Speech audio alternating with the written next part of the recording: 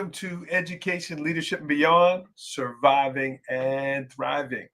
My name is Andrew Murata, host of the show, and thank you for tuning in this evening. It is Thursday, October 16th, 2025.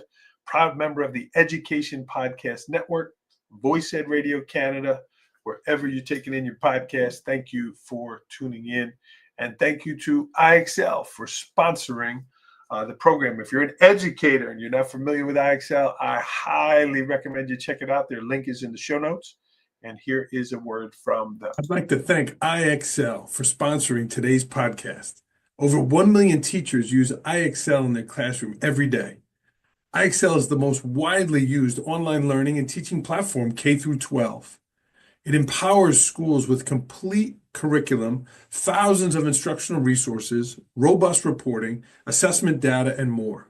It saves teachers a lot of valuable time with ready-made plans aligned to the standards and the textbooks. Built-in engagement tools like custom competitions make learning fun for students. And IXL's diagnostic is research proven to be a strong predictor of performance on standardized assessments. And the best part? Everything I just mentioned is all integrated into one platform, so you can simplify your EdTech tools. Visit IXL.com to lead your students towards data-driven excellence today. The link is in the show notes, and again, appreciate IXL sponsoring today's podcast. All right, thank you for that. And again, check them out. They are in the show notes. Great program for educators. I also wanted to share that I have kicked off PPC, Passion, Purpose, and Commitment. This is my high performance leadership coaching.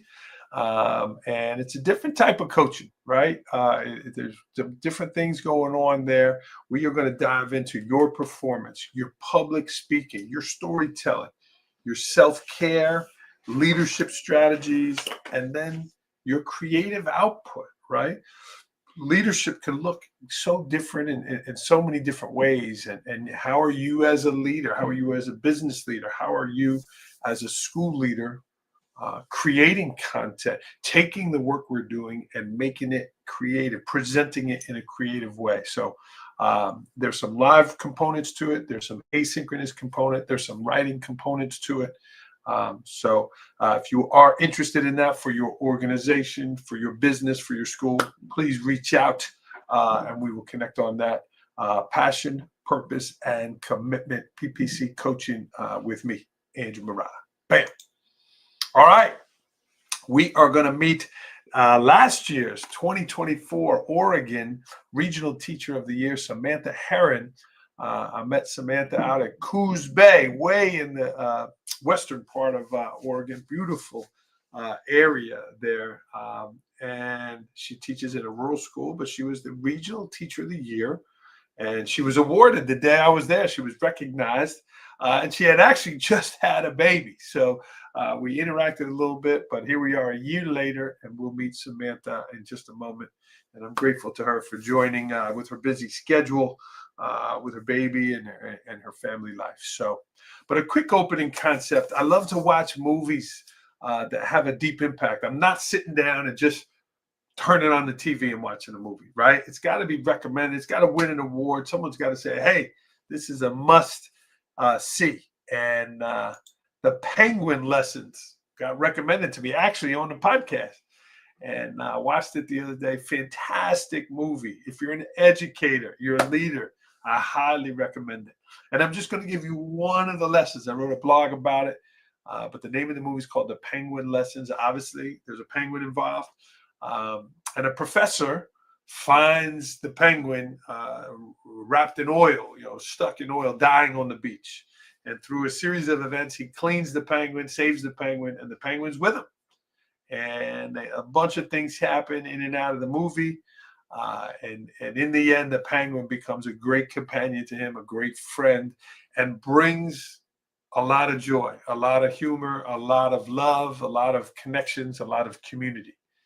And the point is, one of the points is, when you do things to help other people, good things are going to happen.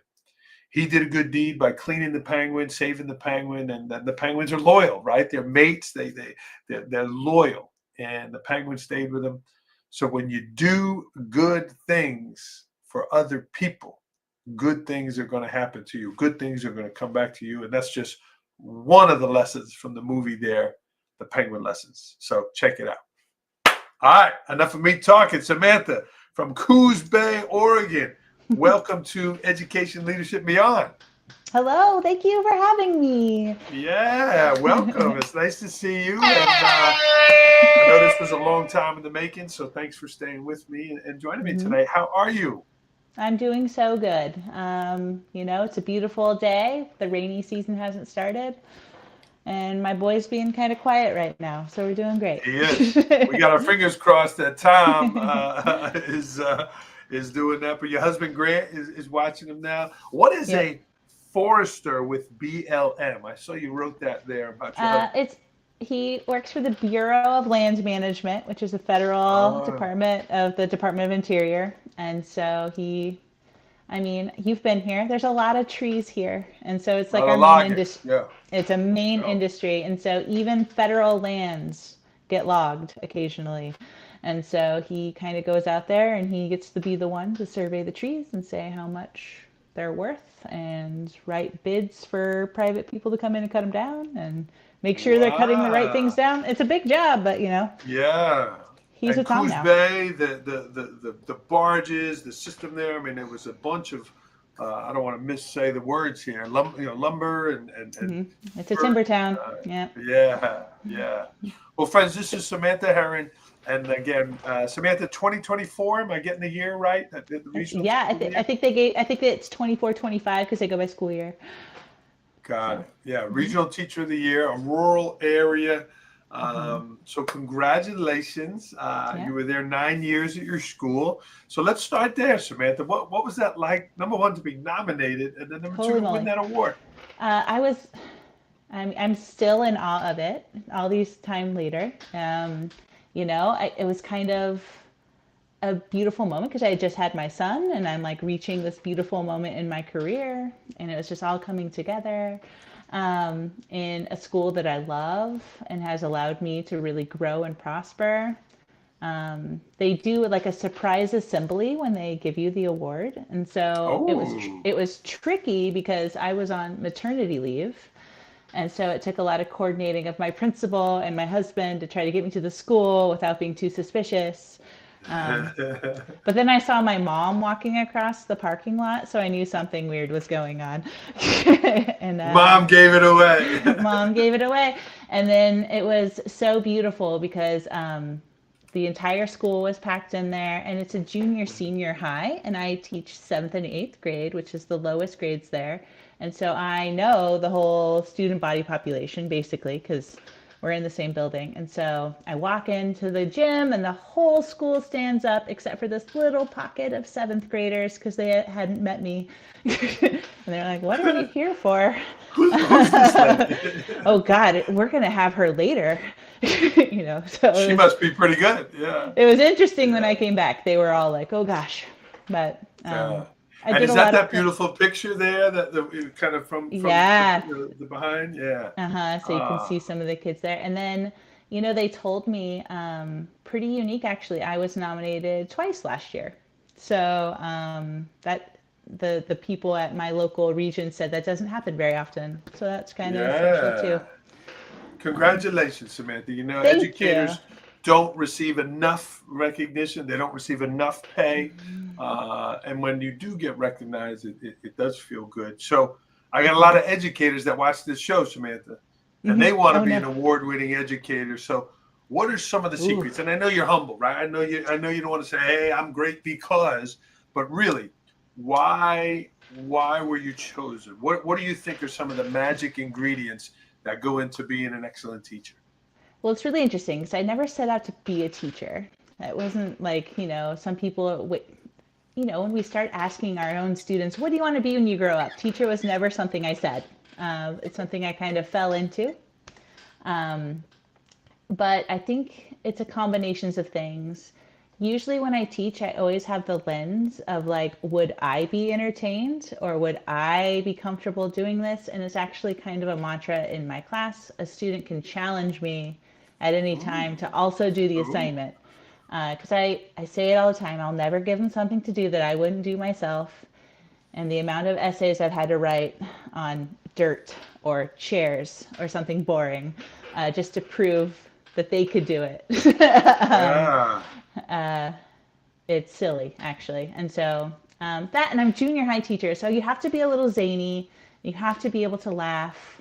And then I come from rural Oregon, and I teach in rural Oregon. And I think that also helps a lot, just making connections with students, which is by far the my biggest tip to anybody. You got to make connections with students, or you're not going to win awards if that's what you're going for. Yeah. Because if a student respects you, they might even be willing to do work for you. So that's kind of what I go by. I also try Yeah. to incorporate a lot of fun. So Even just talking here, you're smiling, you're vibrant, that's it all goes into it. and Yeah. then usually So when I'm man, teaching, add about 4 more cups of coffee. So hey, Oregon's got great beer and great coffee, so you're in the it's right true. spot. Samantha, New York City, here, big schools, a lot of people. When you say rural Oregon, and I've been there and I've fallen in love with that area. Shout out to Coos Bay and Vince Swaggerty who brought me to that area. So describe the school. Is there Okay. 10 kids in a grade? Is there 15 kids in a grade? Is it just one class per grade? Tell me a little bit about the makeup of your school. Okay, so I don't teach in Coos Bay proper. I live here, but I actually teach in an even smaller school than Coos Bay School. It's about 20 minutes away. There are smaller schools in the area where I teach, but still pretty small. I'd say a graduating class of 65. Let's just say Okay. it's typical. Junior high, the population's usually a little higher. So I have typically about 70 eighth graders and 70 seventh graders. And so Okay. So that's a good size. That's broken not up. My that's not tiny. I'd say my average class size is like 21, 22, depending on how their schedules lay out. And then our school district is really unique. A lot of school districts are used to kind of what they call feeder schools. So like mini elementary schools funneling into a high school. We just have one line. And so there's the elementary to the junior senior high. And so, Wow. and then we have 2 alternative schools in our district. So Okay. So those kids have been together their whole career. They're their whole life, unless they transfer in. yeah. Our school's pretty popular in the area. So kids are transferring in from local towns all the time. Oh, But that's even then, great. Yeah. it's not that far away. So Yeah. Yeah. Well, and Sam, I know engagement is a big thing, right? You mentioned about, making connections. Give me some strategies you use to engage the kids, right? You have an assignment, they're kind of, maybe not interested. What are some great engagement tips you use? well, one is in the assignment. I guess the assignment itself speaks a lot to whatever they're going to do. It has to make sure it's kind of somewhat relevant and within their tool house. And then if they don't have the tools, being able to show them what they can use. And then, of course, I incorporate a lot of art, a lot of movement, and a lot of role play in everything I do. I actually had my 8th grade series almost gamified all the way through until the internet gods decided they didn't want to use Flash anymore. And that destroyed all this research from all these little nooks and crannies I had found on these games that we would play. Like I was able to get 8th graders to understand 16th century mercantilism through this game I found on this nonprofit website that no longer has access to it. And that just broke my heart. But so I'm often just looking for things like that to kind of go with, like, 'cause trade regulations and taxes to a 13-year-old is a tough one. So Yeah. finding ways to make it engaging or to make it a competition, or even simple things like founding fathers.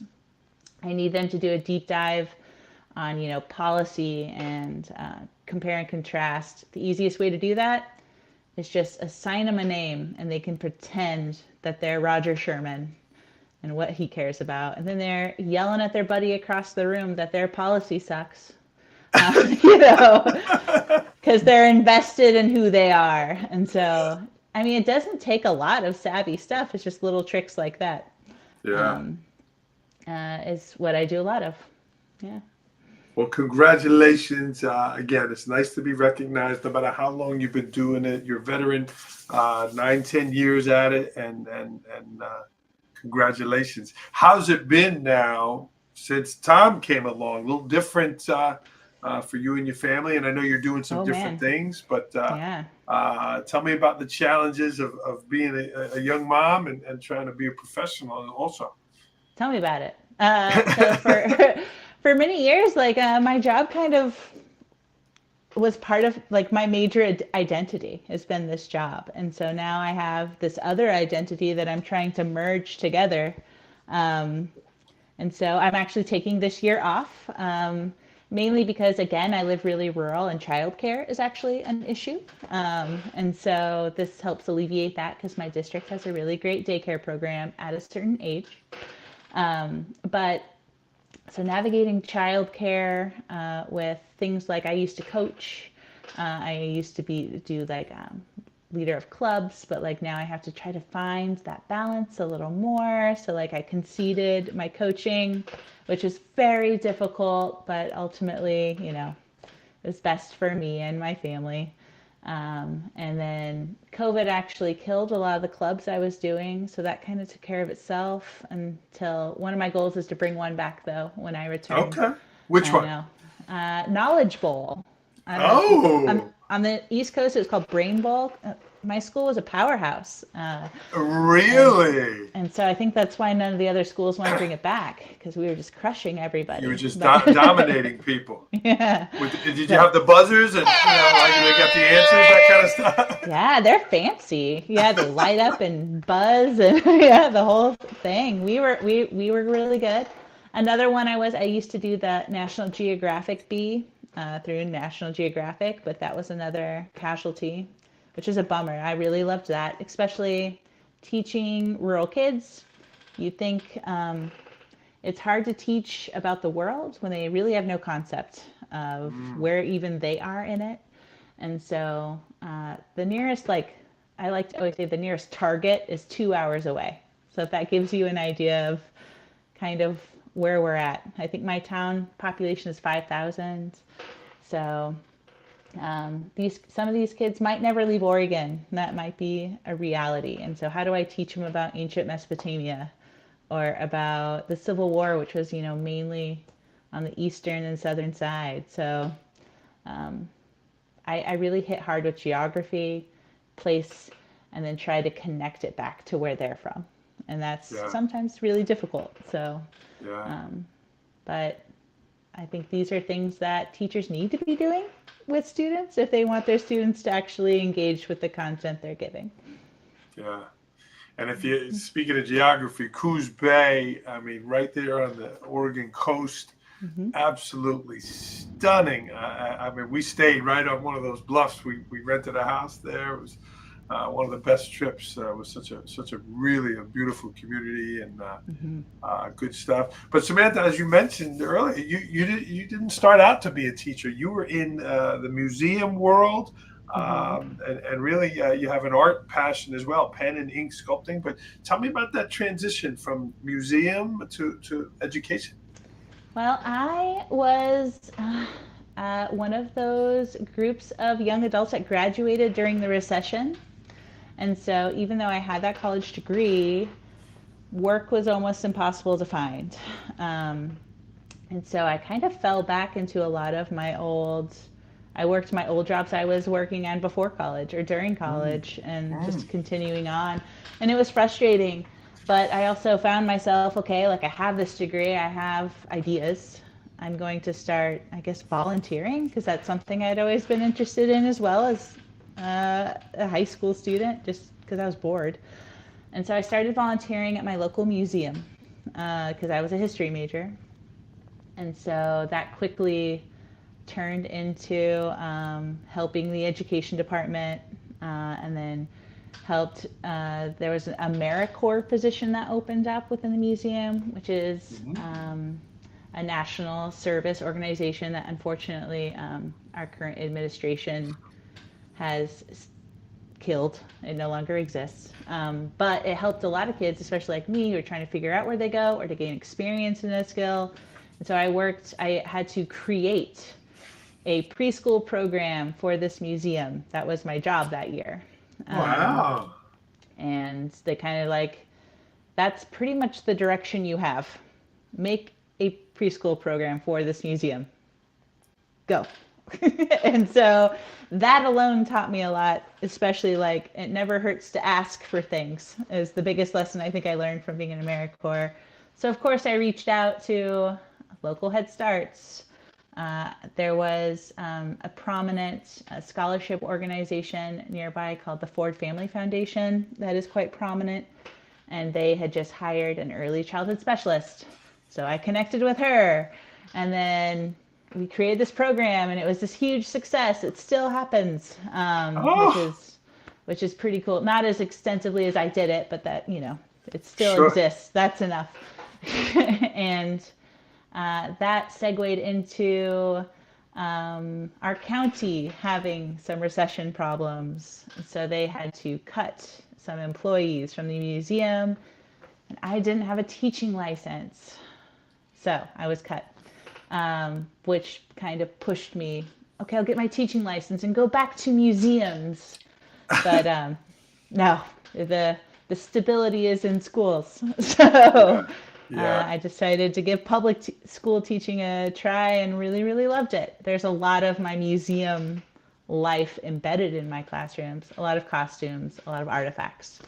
A big project where they have to create an exhibit, actually, and then the whole community comes and asks them questions about their exhibit, which is like every junior high student's favorite and least favorite thing they do all year.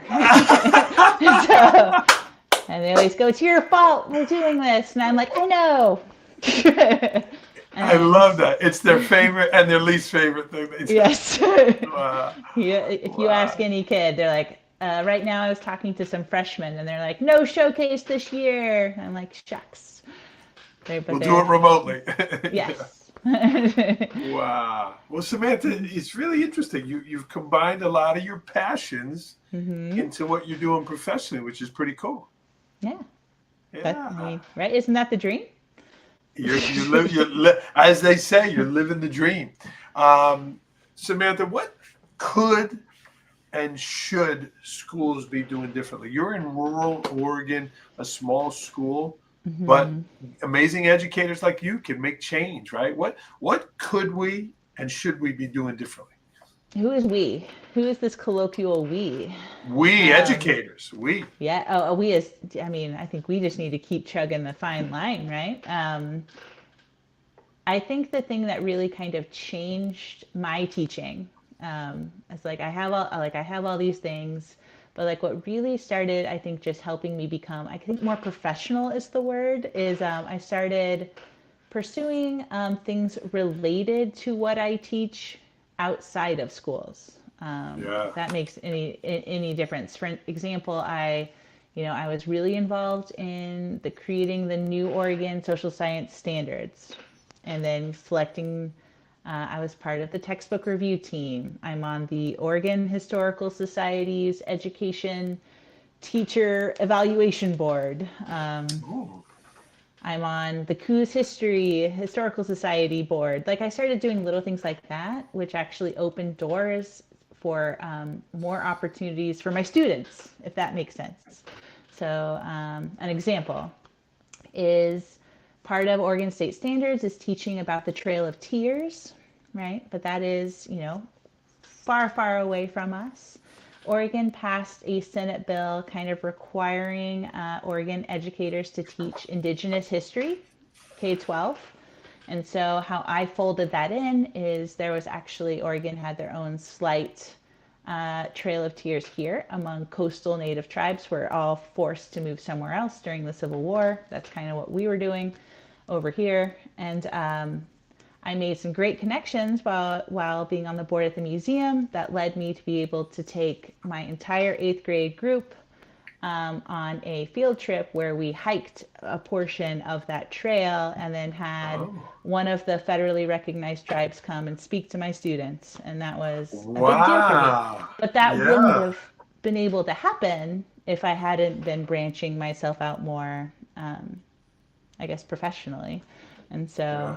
making connections, that's really what it's about. I think what is that famous quote? Like, if you want to go fast, go alone. If you want to go far, go together. And so that's kind of what I've been leaning into lately, especially as a new mom. So, Yeah. yeah, That's a great story, Samantha. Really, thanks. and it's true, right? You lived a different life before teaching. Sometimes I've met incredible teachers who were in business, or were an entrepreneur, or Mm-hmm. ran the local grocery store, and now that and they have a lot more experience. So kudos to you for doing that. Samantha, we touched on Coos Bay, the lumber. Your mom worked in the lumber mill. Mm-hmm. She was a single mom. What does it mean for you now to be married with your child, your husband, and be an educator? What do you look back at what Well, your for mom one, did to provide for you? how the heck did she do it? It's one thing, especially as a new mom. Oh my gosh, I don't know. Those must have been a tough couple years she had when we were young. I have a brother. There's quite an age gap, so I think he did help a lot. But still, that's a different type of stressor on a family, right? When your teen brother has to help take care of his little sister. Um, Everyone we knew, parents worked at the mill. That's still kind of a common mantra. They're working in the mill, or they're logging, or they're doing something associated. That's just the main industry around here, which is actually what made me want to teach here, because I'm not from Coos Bay, but I'm not from very far away either. Yeah. And so same industry. So I figured I could relate to these kids on a lot of socioeconomic issues, from how I was raised to how they're raised. But looking back, my mom is as proud as can be. She was there when I won the award. I think every day she's shocked that she made me. But, you know, she did it. So we're here and we're celebrating. And I gave her a grandson. Thank you, Mom. Well, kudos to your mom for working through that, and again, you going on to become an educator. Pretty good stuff there, Sam. It, It's a nice yeah, nice story. first generation college student, first female in particular to get a master's. So, um, thank you, thank you. I'm proud of that too. Yeah, as you should be, as you should be. Samantha, what's something else you wanted to share? Oh gosh. Let's see. How about like a little bit of hope?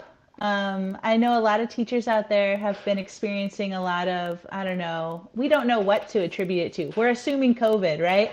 This change in environment. I know teaching has changed so much from when I first started to now, and that COVID was kind of right in the middle of my Hmm. career.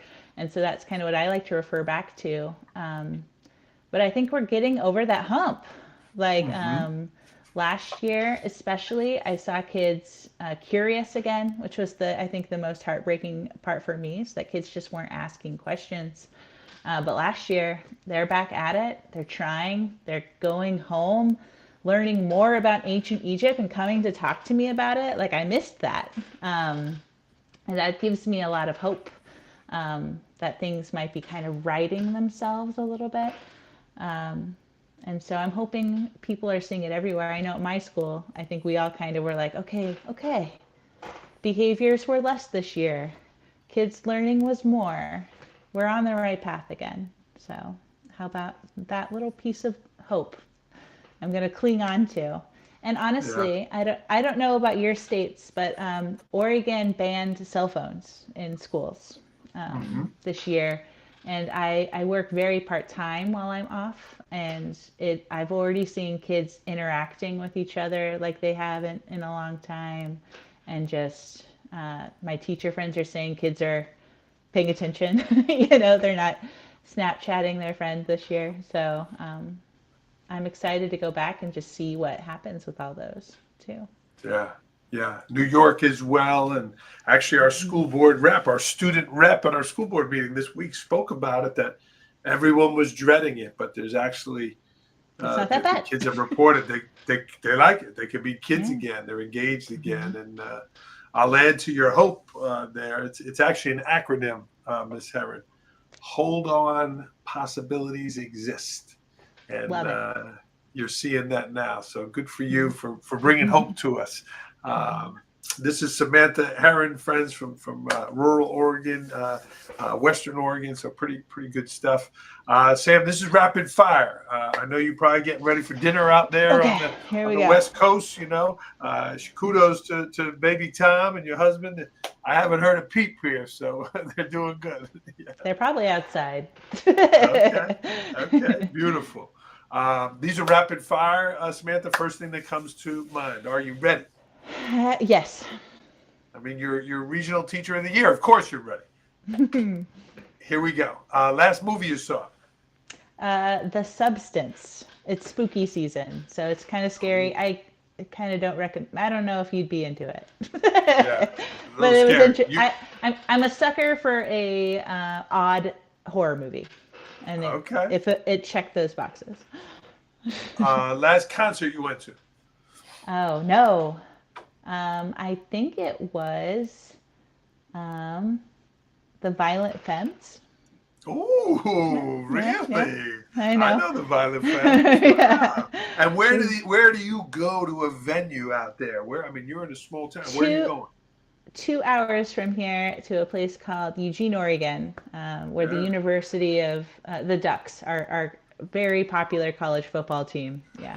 Yeah, I'm I not believe supposed they to just. say it out loud. My husband went to the rival school, so I hope he Aha. didn't hear me. They're not much rivals anymore. I mean, they've had No, they're going in the wrong direction. I know. Yeah, We don't talk about it. that's a shame. It's a shame what happened with that Pac-12 and all that. That's another Yeah. story.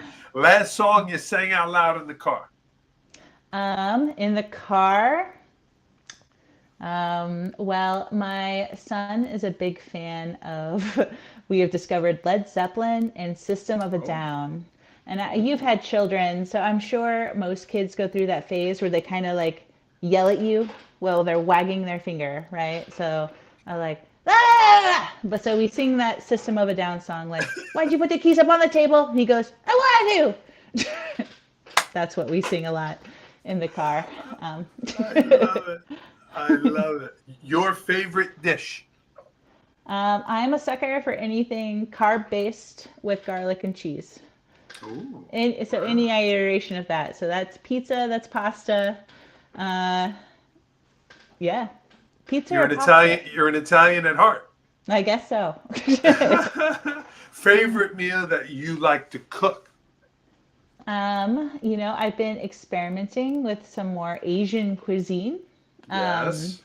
and so I've been trying to perfect my Asian noodles recipe. It really works really good if my husband's helping me because he can cook meat better than I can, and so we kind of just Okay. combine forces in the kitchen. And I think it's just really fun. So, Little teamwork to make the dream work. Where are you vacationing from where you are? Again, she's on the coast of Oregon. Where's vacation? Where do you go? well, most people come here to vacation, and so Yeah. in Oregon, we really, really love our state, my family, and so we are pretty well versed in most places here. My husband actually, his bucket list is by the time he's 40 is to hit every single Oregon wilderness, and he's almost there. And so he has like some real small archaic ones in the desert part of the state that I don't really want to go with him on. But usually we're going to the mountains, is Yeah. where we're going. We have the Cascade Range that goes through here, and it's beautiful.